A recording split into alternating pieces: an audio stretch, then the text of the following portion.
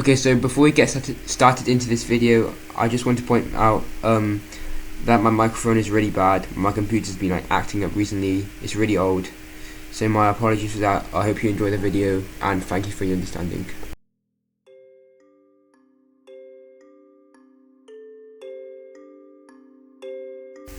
East Germany, a country riddled with propaganda, spies and iron curtains. A handful of well-known successful people come from this former country, but today we're going to be talking about and following the life of a most significant one of them all. No, not Angela Merkel, but a musical genius, one who was once top of the world but now quietly faded. Welcome to the life of Daniel Rosenfield, or C418, the man, the myth, the legend.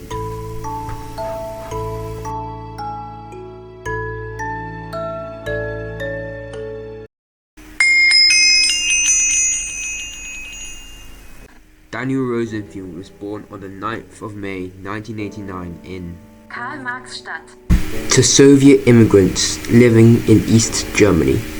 Back then, the world was a very different place. The Berlin Wall was still up, restricting travel between East and West, with many suicide missions of people trying to escape. Life passed under the watchful observation of the secret police, detaining anyone who showed hints of disloyalty to the state. As a young child, Daniel was introduced to digital competition apps by his creatively charged brother Harry Rosenfield, also known as C418, claiming even idiots can make music with it. Although being a mediocre student at school, he excelled at music theory and had no trouble picking up English. Electric music making became his main hobby, enjoying it as he claimed it was a productive use of his time, unlike playing video games for hours on end. It was also during this time he adopted his artist name C418, and he learned about indie games, and he also got introduced to TikSource, an internet community centered around gaming developers. It was on this platform where he first met Marcus Pearson, or Notch, the creator of Minecraft.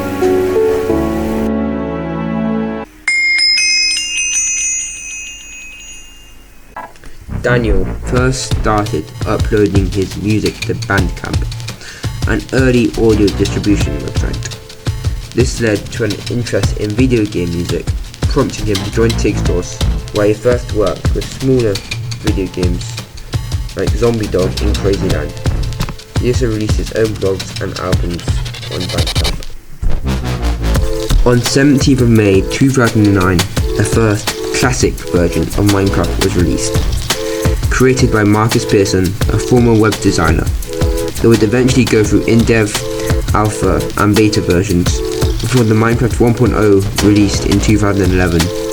In 2009, having met through TikSource, Daniel started collaborating with Marcus and creating soundtracks and sound effects for this new game, quitting his job and becoming a full-time composer. However, while collaborating with the game developers, Daniel was never employed as an official Mojang staff member that created Minecraft, meaning that he still had copyright over the music. He released the Minecraft Volume Alpha, the first of 2 albums of Minecraft soundtracks, in 2011, which contained classics which many people who played the game would have heard of, such as Sweden and Calm. This album also contained the infamously creepy and sinister 13, often used in Minecraft's scary cave background noise. Listen.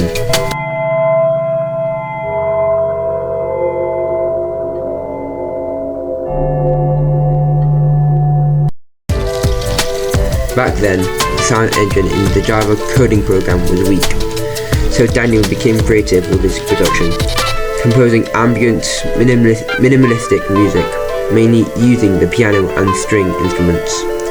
Some even considered this collection as the best video game soundtracks ever made. Also in 2011, Minecraft 1.0 was released and quickly grew in popularity, which prompted Daniel to quit his job in an assembly line, move to the German capital of Berlin, and become a full-time composer. During this time, Daniel also made other releases and collaborated with other artists, most notably creating an album A Cobbler's Chief Rug with fellow musician and good friend Legit.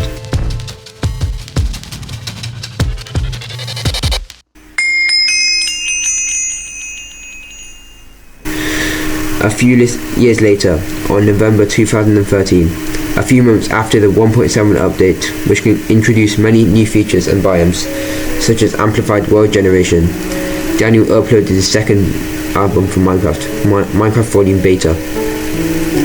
What differentiates this from Volume Alpha is that it sounds more retrospective, capturing human emotions more, such as blind spots, which in Daniel's own words, keeps reiterating itself like a constant remixing of its core theme.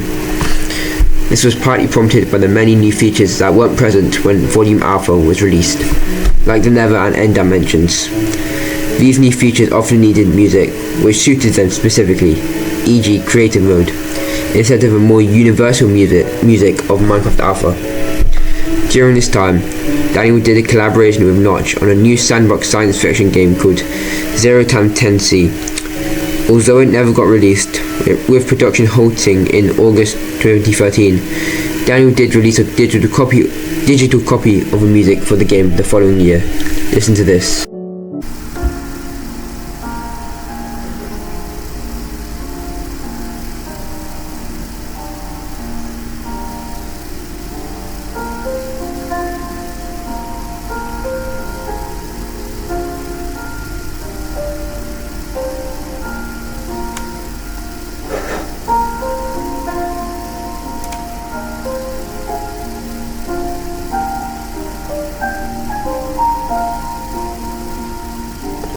In 2015, physical versions of Minecraft Volume Alpha were released for the first time by American record label Ghostly International.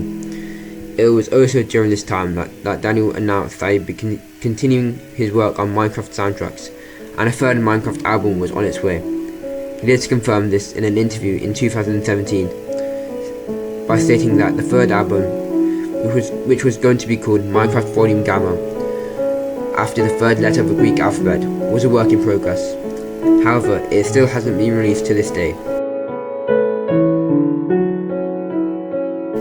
The following year, Daniel released an album titled 2 Years of Failure on Bandcamp, a compilation of abandoned projects that felt out of place anywhere else. This included many soundtracks of unreleased video games and its own remix of a Stranger Things theme song. However, unluckily for Daniel, his career was going to change drastically very soon.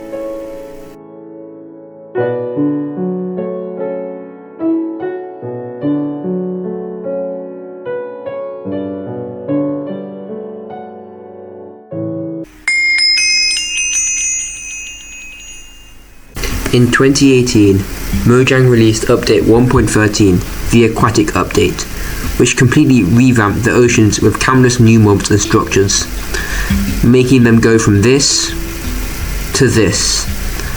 For this update, Daniel composed 3 new songs, Dragonfish, Shuniji and Axolotl, which were used as underwater music. However, this would be the last time to date that Daniel would contribute to Minecraft soundtracks, and when the Never update rolled around 2 years later, it was announced that Daniel would be replaced by American-Canadian composer and game developer Lena Raine as the game's chief composer. Lena had written soundtracks for other games like Celeste and Guild Wars 2. Lena's music differs from Daniel's in that she focused on making her soundtrack seem, in her own words, like a progression of emotions or a journey from place to place, compared to the more ambient, minimalistic, nonchalant style of Daniel's music. Other composers would work with Raine in later updates and Minecraft spin-offs.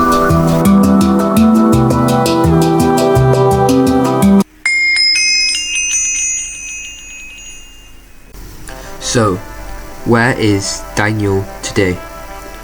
Well, since leaving Minecraft, he has worked on various other projects. He has released several more noteworthy albums since he was ousted from his role in Mojang, most notably Excursions in 2018, which features singles like Light, Dawn and Thunderbird. Many of the singles in this album were named after cafes in Austin, Texas, where Daniel moved to the previous year. During lockdown, he also worked with Nintendo for the soundtracks in Super Smash Bros. Ultimate, but his works on that game were never released for unknown reasons. However, he did manage to contribute more fruitfully towards the Steam release of the game, Cookie Clicker, releasing a soundtrack for it. He has also dabbled in DJ and worked for smaller gaming developers.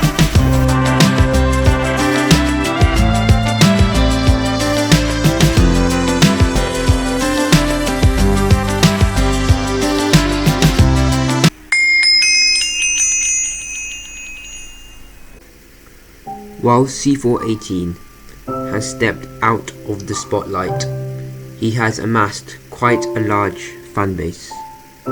Many people, especially Minecraft veterans, still listen to his music quite often, with his Spotify still amassing over 3.5 million monthly listeners, and many begging for him to return to Minecraft. Well, with Daniel still saying that he's working on his third Minecraft album with no confirmation of cancellation, it might look like he'll finally get the Minecraft swan song he deserves. I hope you enjoyed this, guys. If you like this video, please don't forget to subscribe and check out other videos in this channel. Thank you for watching.